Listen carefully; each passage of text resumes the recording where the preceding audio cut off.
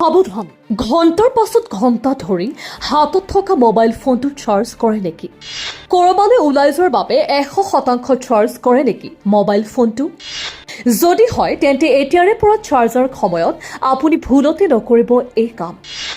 আপোনাৰ এই ভুলৰ ফলত মোবাইলৰ বেটাৰীত পৰিব পাৰে বেয়া প্ৰভাৱ। স্মাৰ্টফোন অবিহনে আজিৰ জীৱনটো প্ৰায় অচল। বেছিভাগ কামেই স্মাৰ্টফোনৰ জৰিয়তে কৰা হয়। এই কাৰণে স্মাৰ্টফোনৰ বেটাৰী সকলো সময়তে চাৰ্জ কৰি ৰখাটো অতি প্ৰয়োজনীয়।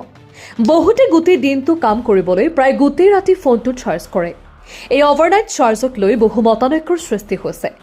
বেছিভাগ মানুহে নাজানে ৰাতিটো মোবাইল চাৰ্জ কৰাটো উচিত নে ভুল।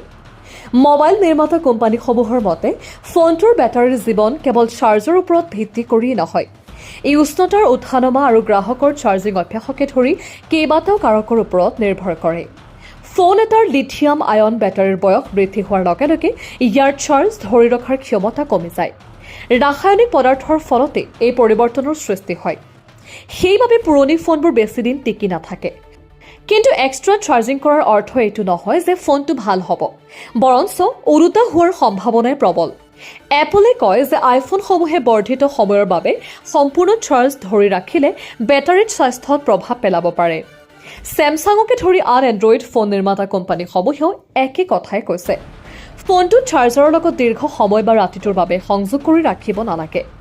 হুৱে কোম্পানীটোৰ মতে ফোনটোৰ বেটাৰীৰ স্তৰ যিমান পাৰি মাজৰ 30%ৰ পৰা 70% ওচৰত ৰাখিলে ফলপ্ৰসূভাৱে বেটাৰীৰ জীৱনকাল বৃদ্ধি পাব পাৰি।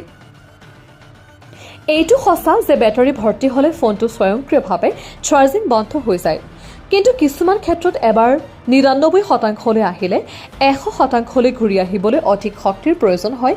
গতিকে এই অবিৰত চক্ৰটোৱে বেটাৰীৰ আয়ুস কমাই আনে। সেইকাৰণেই বেছিভাগ ফোনতে চাৰ্জিং ৰেগুলেশ্যনৰ বিকল্প থাকে।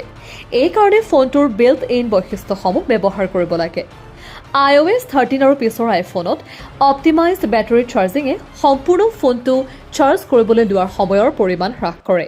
এবাৰ সক্ৰিয় হ'লে আইফোনে চাৰ্জিং অভ্যাস বিশ্লেষণ কৰে আৰু 80% চাৰ্জ সম্পূৰ্ণ হোৱালৈকে অপেক্ষা কৰে। অপ্টিমাইজড বেটাৰী চাৰ্জিং পপ আপটো টেপ কৰি ধৰি ৰাখি ইয়াক অভাৰৰাইড কৰিব পাৰি। ই অবিকল্পিতভাৱে অন, কিন্তু ছেটিংছ বেটাৰীৰ স্বাস্থ্য অনুকূলিত বেটাৰী চাৰ্জিঙলৈ গৈ ই অন আছে নে নাই দুবাৰ পৰীক্ষা কৰিব পাৰি। যি ধৰণৰ ফোন নহওক কিয় ইয়াৰ বেটাৰী লাইফত আটাইতকৈ বেছি বৈশিষ্ট্য আছে। সংহতিসমূহত বেটাৰী অংশলৈ নেভিগেট কৰক আৰু চাওক কি বিকল্পসমূহ উপলব্ধ। দৈনিক ব্যৱহাৰ যিমান কম হ'ব বেটাৰী সিমানেই বেছিদিন টিকি থাকিব। ইয়াক সহায় কৰিব পৰা প্ৰযুক্তিও আছে। ইয়াত সুবিধাজনক অট'মেটিক শ্বট অফ টাইমাৰ আছে, যাৰ ফলত ফোনটো কেৱল এটা নিৰ্দিষ্ট সময়ৰ বাবেহে চাৰ্জ হ'ব পাৰে।